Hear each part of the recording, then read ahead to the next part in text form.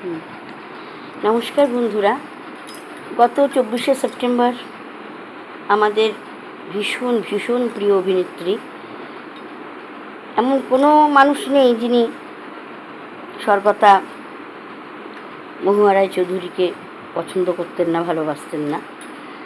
শুধু একজন সফল এবং অত্যন্ত গুণী প্রতিভাময়ী অভিনেত্রী হিসেবে নয়, একজন অত্যন্ত ভালো মানুষ হিসেবে তার পরিচিত ছিল। তার মন ছিল বিশাল বড় এবং অত্যন্ত স্নেহপ্রবণ ছিলেন। তার অকালে তার চলে যাওয়াটা আজও রহস্যময় হয়ে আছে। 24শে সেপ্টেম্বর তার 67তম জন্মদিন গেল। আমার বিচারে তার 3টি সিনেমা আমার কাছে মনে হয় সবচাইতে ভালো, বেস্ট 3 যদি বাঁচতে বলা হয় আমাকে, আমি বাঁচব দক্ষযোগ্য, বেহুলা লক্ষিন্দর।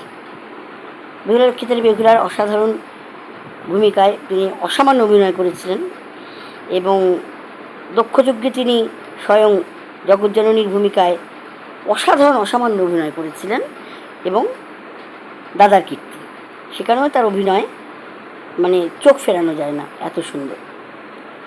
তাই এই 3টে সিনেমাকেই আমি বেস্ট হিসেবে রাখব।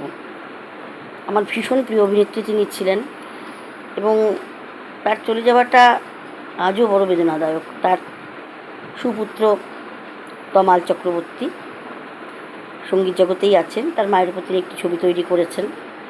মনে হয় সেটা বোধহয় এবছরের শেষে বা 26-এর গোড়ায় হয়তো প্রকাশিত হবে।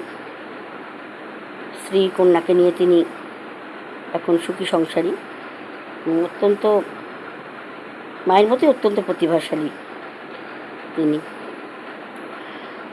শৈশবে মাকে হারিয়েছেন, 9 বছর বয়স বোধ হয় তখন তার। তো তার পিতা জগ চক্রবর্তীর কাছেই তিনি ছিলেন। মার চলে যাওয়া তার মনে গভীর দাগ কেটেছিল।